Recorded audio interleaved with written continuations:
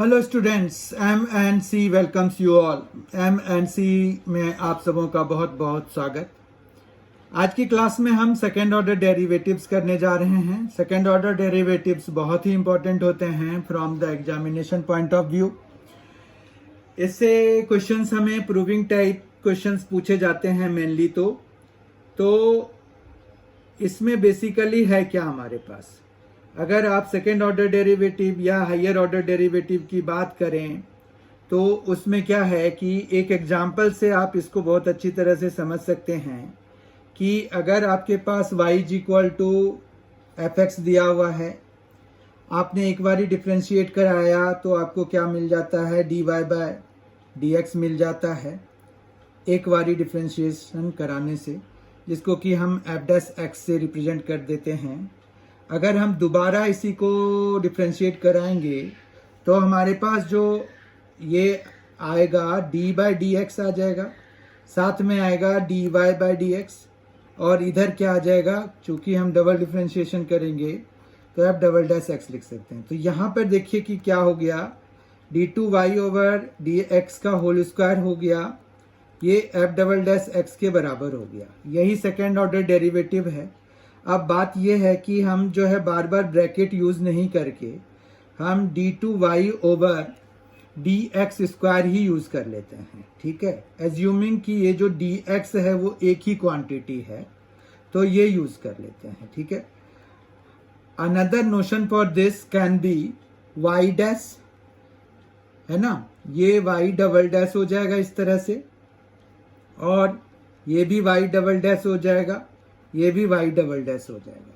Sometimes आप देखोगे कि सबस्क्रिप्ट में भी नंबर्स लिख के ऑर्डर ऑफ डिफरेंशिएशन को रिप्रेजेंट कर देते हैं।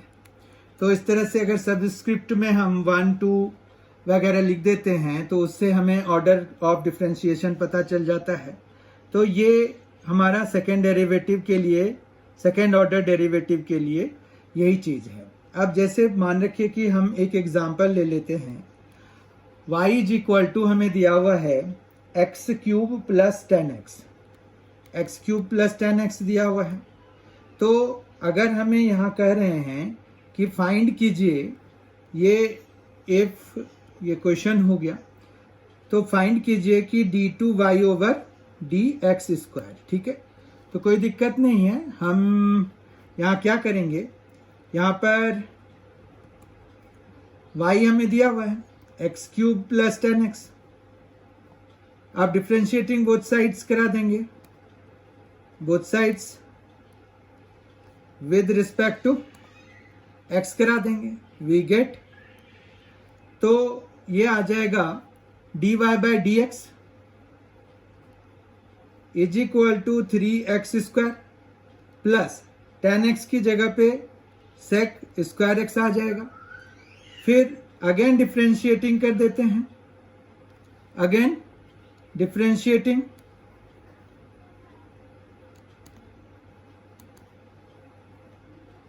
Both sides with respect to x, we get. तो यहां पर फिर से अगर हम डिफ्रेंशिएट कराएंगे तो d2y over dx square is equal to, अब 3x स्क्वायर का क्या हो जाएगा, 6x, सेक स्क्वायर x में चेन रूल लगेगा, 2 पहले सामने आएगा, सेक x कॉमन कॉपी करेंगे, फिर सेक x का करेंगे तो सेक x इंटू 10x आ जाएगा। तो इस तरह से हमारे पास यहाँ पर आ गया। अब जो है इसको थोड़ा सा सिंप्लीफाई करके लिखेंगे तो ये आ जाएगा 2 into sec square x into 10x। तो इस तरह से d2y ओवर dx स्क्वायर जो हमें गिवन फंक्शन था x³ प्लस 10x, उसका d2y ओवर dx स्क्वायर हमने निकाल दिया, यही हमारा आंसर हो जाएगा। तो इसी तरह से हम सेकेंड ऑर्डर डेरिवेटिव निकालते हैं। अब इसमें here is one twist there. Twist क्या है, ट्विस्ट ये है कि इसमें प्रूविंग टाइप क्वेश्चंस ज्यादातर पूछे जाते हैं। जैसे आपको एक चीज दे देंगे कि y जो है ये है, और उसके बाद कहेंगे कि आप जो है शो करो कि समथिंग, वहां पर एक इक्वेशन टाइप का दिया हुआ रहेगा, वो शो करने के लिए कहेंगे, तो वो हम एज क्वेश्चंस डिस्कस कर लेते हैं। तो that will be in the next segment. As first question for today, we can take y is equal to a sin x plus b cos x, then prove that d2y over dx square plus y is equal to 0. ठीक है, तो इसमें यही इसी तरह से showing type problems आते हैं और मोर ऑफन दे कम्स, तो इसीलिए they come actually they ask us this type of questions, मतलब this questions are being asked at regular intervals और मोर ऑफन. तो y is equal to a sine x plus b cos x है, तो a sine x plus b cos x हो गया. अब जब dy by d x मतलब एक बारी जब डिफ्रेंशिएट कराएंगे तो a cos x minus b sine x हो जाएगा. ठीक है, do you agree with this? इस तरह से d2y over d x square हमारे पास क्या आ जाएगा, वो आ जाएगा माइनस a साइन एक्स. क्यों? क्योंकि a cos x का माइनस a sin x और minus b cos x will be there.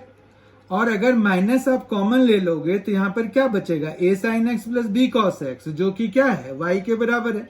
यानी कि हम इसको माइनस y भी लिख सकते हैं. और एज अ रिजल्ट क्या हो गया, अगर हम इस y को इधर ले आए तो d2y over d x square और plus y is equal to 0 हो गया.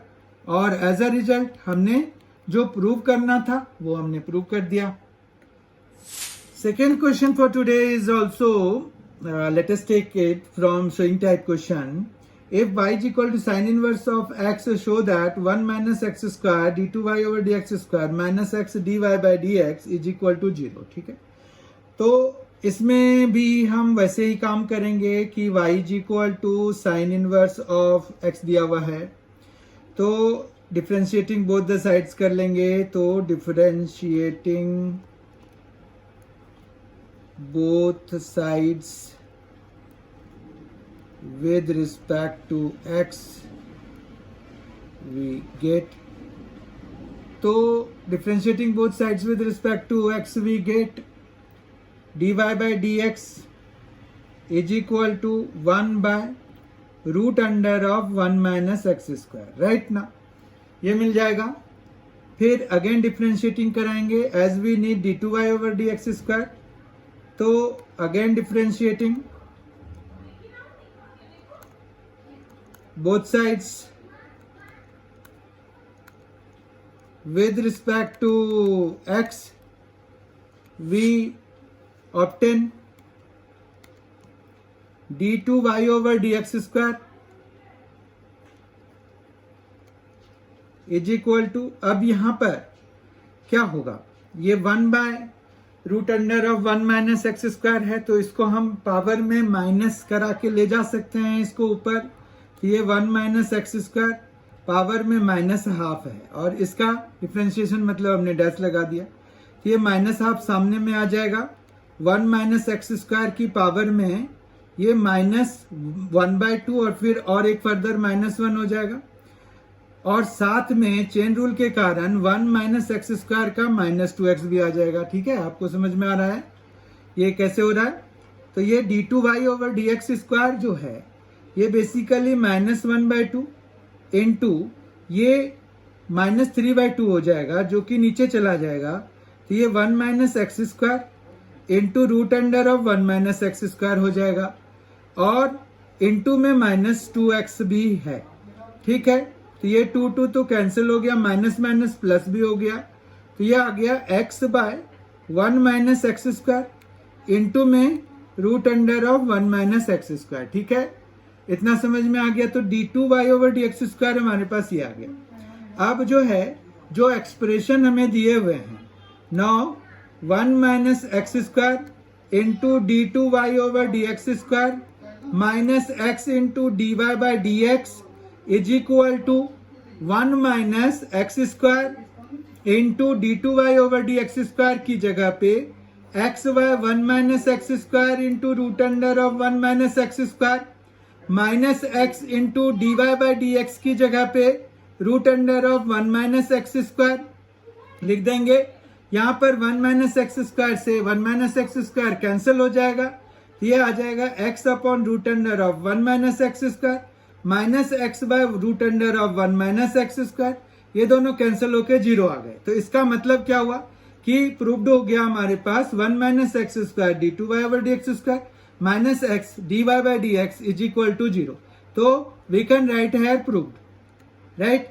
ये तो ठीक है कि हमने क्या किया, वैल्यूज निकाली, सारी वैल्यूज निकाली और हमने लगा दिया जो गिवन जो चीजें हमें प्रूव करनी थी।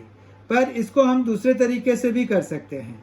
तो यहाँ पर सेकेंड मेथड हम देख लेते हैं इसका कि अल्टरनेट मेथड क्या हो जाएगा। ये बड़ा ही इंटरेस्टिंग है।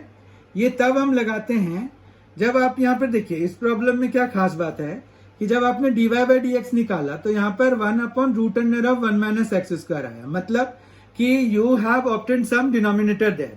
तो जब भी आपके पास इस तरह का सिचुएशन आता है कि जब आप पहली बार डिफरेंशिएट करते हो और आपको वहां पर डिनोमिनेटर आ जाता है, तो आप जो है ये वाला मेथड लगा सकते हो जो अभी हम डिस्कस करने वाले हैं। तो यहाँ पर जब आप डिफरेंशिएट कराओगे तो ये आ जाएगा d y over d x square d x is equal to d y by d x is equal to 1 by root under of 1 minus x square आ जाएगा, यही होता है। फिर हम क्या करेंगे, root under of 1 minus x square को d y by d x के साथ मल्टीप्लाई करा देंगे तो इधर राइट हैंड साइड में 1 बचेगा, ठीक है, कोई दिक्कत नहीं है। अब हम जो है दोनों साइड फिर से डिफरेंशिएट कराएंगे, again differentiating both sides, again differentiating both sides.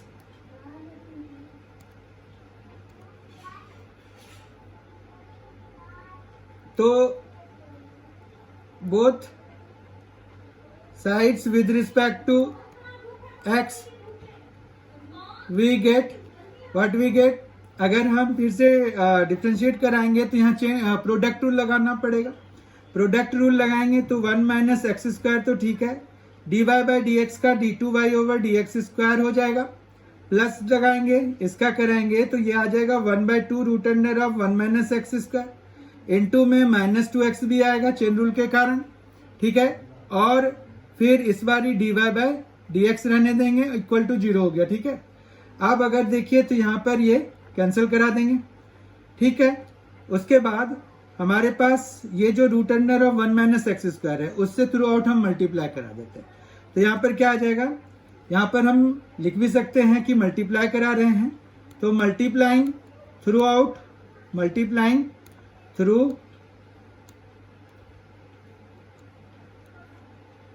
Out by root under of 1 minus x square we obtain. तो हमें क्या मिलेगा, 1 माइनस एक्स स्क्वायर मिल जाएगा यहाँ पर, क्योंकि दो सेम क्वांटिटी अगर रूट के अंदर में मल्टीप्लाई करेंगे तो हमें ऐसा ही मिलता है। फिर यहाँ माइनस एक्स और ये नीचे वाला कट जाएगा, कैंसिल हो जाएगा, इधर d y by d x आ जाएगा, इक्वल टू 0 हो जाएगा। तो इस तरह से ये प्रूव्ड हो गया। तो ये देखिए, ये ज़्यादा आसान मेथड होता है।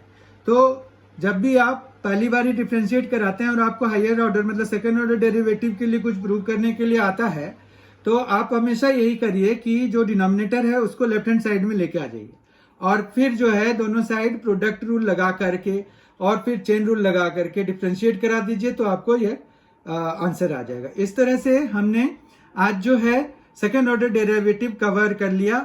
In the next session we will cover some miscellaneous questions related to continuity and differentiability. That session will be very important, so please be there, I request. And thank you for being with us. Thanks a lot.